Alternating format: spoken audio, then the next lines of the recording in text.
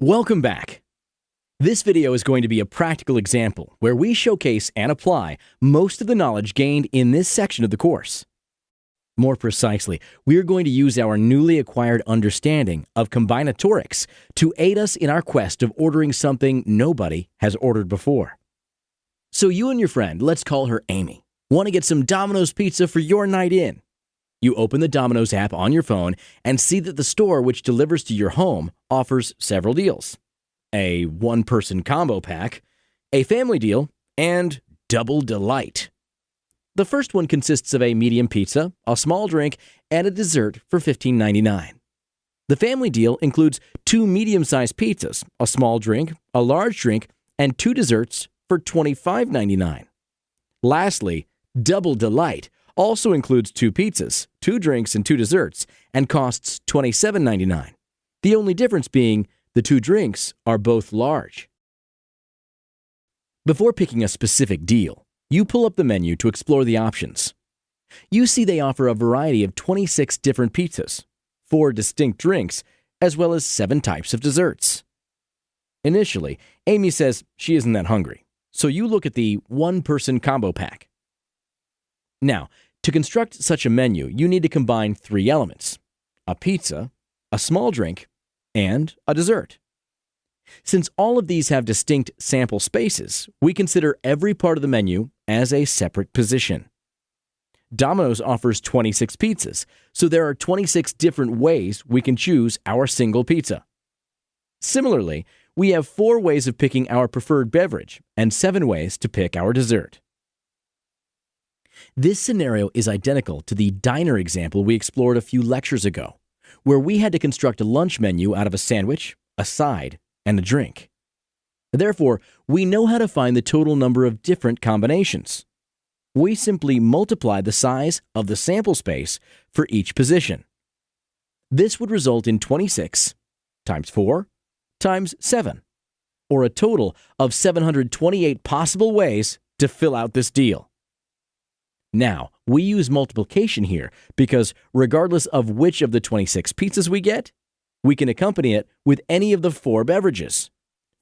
Following the same logic, for any of those pizza and drink combos, we have 7 different dessert options. Fascinated by the huge variety, your friend reconsiders and decides to get some food too.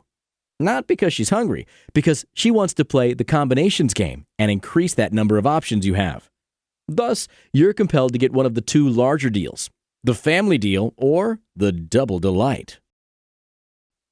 Amy states that since you're getting 2 pizzas now, you can get different ones and exchange slices. Furthermore, she proclaims that since we're ordering 2 of each of the 3 parts of the meal, we now have 8 times as many options. Having recently mastered combinatorics, you decide to test if her statement holds true. To do so, you must compute the number of different menus you can order for each of the other 2 deals. You examine the family deal they offer first. Recall that it includes 2 pizzas, a small drink, a large drink, and 2 desserts for the price of $25.99. Once again, you decided to get different pizzas to get the most out of your deal. Since the drinks vary in size and desserts are small, you decide to make no such commitments about the other 2 ingredients.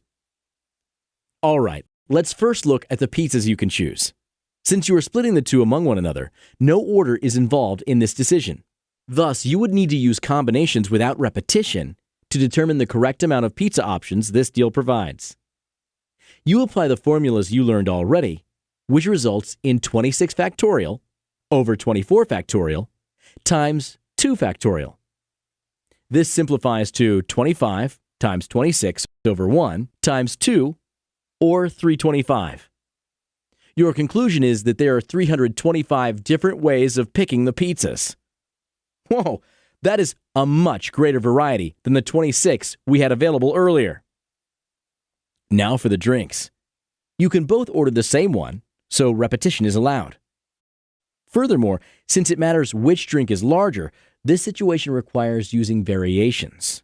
Therefore, we apply the formula for variations with repetition for picking 2 out of the 4 available options. By plugging values into the formula, we see that we have 4 to the power of 2, or 16 options for the drinks. Alternatively, you can think of these in terms of combinations of two events with separate sample spaces. By doing so, we get two events, both of which have sample spaces of size 4. As we can expect, the answer would remain the same, since 4 times 4 also equals 16. We once again have much more variety compared to the first deal. Lastly, you reach the desserts. Just like with the drinks, you did not agree to get different ones, so you can both get ice cream. If you end up ordering different ones, it matters to you who gets each one. For instance, if Amy wants the Choco Pizza and you want the Brownie Bites, it's crucial who gets each one. Therefore, we must use variations with repetition here as well, right? Well, not really. Domino's doesn't need to know who the two desserts are for. They just put them in the bag and let you distribute them among yourselves. In such a case, you would order the Choco Pizza and the Brownie Bites, regardless of who prefers each dessert. Therefore, we're dealing with combinations with repetition instead of variations with repetition. Recall the formulas from the bonus lecture on combinations with repetition. The number of different ways we can use p elements out of n with possibly recurring values equals n plus p minus 1 factorial over p factorial times n minus 1 factorial. Since we are picking two desserts out of a possible 7, we can plug in these values to get 7 plus 2 minus 1, or 8 factorial, over 2 factorial times 6 factorial. After some simplifications, this equals 7 times 8 over 1 times 2, or 28. Therefore, there are 28 different ways to pick our two desserts out of the menu. Right. So far, we have found out that we have 325 ways of choosing our pizzas, 16 options for our drinks, and 28 combinations of desserts we can order. Therefore, we need to multiply these to get a total of 325 times 16 times 28, or 145,600 different options for this deal. Whoa, that is a lot of variety. That is definitely more than 8 times greater than 728 options you could get with the first deal. So, Amy was wrong after all. Before you place your order, you still go through the third deal to make sure you're choosing the offer with the greatest variety. The Double Delight contains the same number of pizzas and desserts as the family deal. Therefore, you already know you have 325 ways of choosing the pizzas and another 28 ways of picking the desserts. Thus, you only have to estimate the number of ways to pick the beverages that go with your order. The drinks are large, so just like with the pizzas, you decide to get different ones since you can share. Coca-Cola is still running the campaign where they put names on the labels of each bottle, so it matters who gets each drink. For instance, if you want a Coke and your sister wants a Sprite, you would not want the Coca-Cola label to have her name instead of yours. Therefore, it's important how you order the two beverages and the special directions you leave for the delivery. This suggests you must use variations without repetition to determine the appropriate number of possibilities. According to the formula we introduced earlier, the number of ways of choosing your beverages would equal 4 factorial over 2 factorial. This results in you having 12 different ways of getting your drinks. Since there are 325 ways of picking the pizzas, 12 ways of choosing the drinks, and 28 ways of selecting the desserts, that makes up a total of 109,200 distinct possible orders you can make. Just like with the family deal offer, the number of possible menus you can get is more than 8 times greater than the 728 available for the one-person combo pack. Thus, you showed your friend that ordering twice as much food results in having much greater variety than she had initially thought.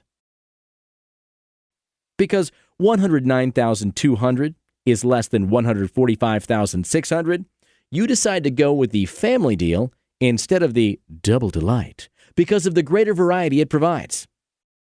Even though the only difference between the two deals is the size of one drink, it results in us having 36,400 more options.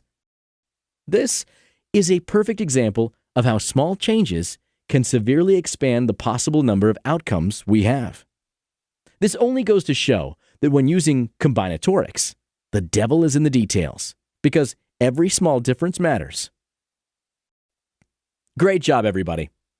In this long practical example, we managed to go over the various different parts of combinatorics and when we use each one. We put all the formulas from the section to good use and made sure we provide logical arguments before deciding which one to apply. The goal of this practical example was to show you how to apply a probabilistic approach to everyday scenarios and get into an analytical mindset.